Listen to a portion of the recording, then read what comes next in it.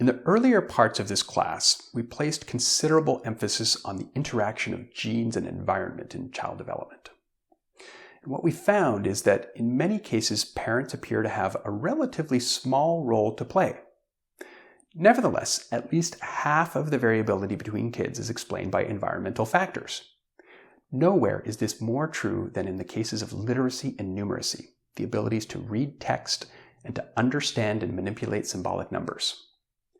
The cases of reading and mathematics are fascinating because these are clearly learned behaviors that are not universal and that haven't always existed in human culture.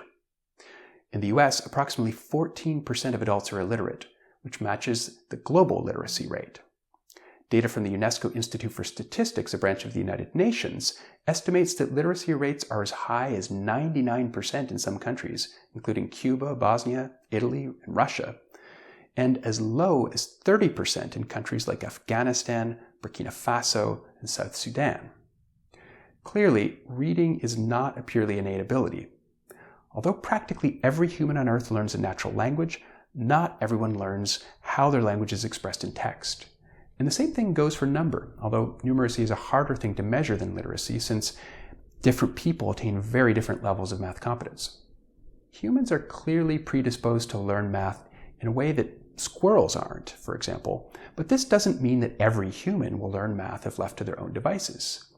Many humans never learn math, and some never learn even a basic counting system.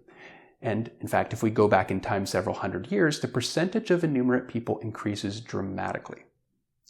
All that said, we can still use the techniques of behavior genetics to estimate the heritability of reading and math abilities, and they come out, maybe not surprisingly, to about 50%. However, things are a little more complex than this. For example, in the case of reading, what we see is that genes actually have very different effects for kids in different families. Using a comparison of identical and non-identical twins raised in different environments, scientists have found that when kids are raised by highly educated parents, genetics plays a very small role in predicting reading ability, whereas for kids raised by parents with little education, genetics plays a much stronger role in predicting which kids will become strong readers and which won't. In a way, this makes sense. If you don't have a strong genetic predisposition to read, this can be compensated for by lots of rich environmental support, getting exposure to reading and books in the home and going to a good school. On the other hand, if you don't have all this rich environmental support, then a strong predisposition to read may make up for this. In relatively equitable societies where a solid public education is available to most kids, genetics plays a very strong role in predicting individual differences. For example, a large-scale study in the UK of 13,000 twins found that both literacy and numeracy were highly heritable, over 60%, which was even greater than for general intelligence or IQ.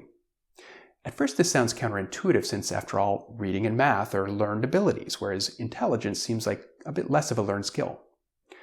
This is a paradigm case of how easy it is to misunderstand heritability estimates. The reason that heritability of reading and numeracy is so high in the UK is that most kids receive quality training, and so there's not much variability in the environment, meaning that most remaining differences between kids have to be explained by genetics. What should parents make of all this? The overall lesson is that different kids have different predispositions to read and learn about numbers, but these differences are quickly swamped by effective, equitable education. All of these studies suggest that children's exposure to reading and math really matter quite a bit, and that parents may be able to play a role with a little knowledge of how these things are learned.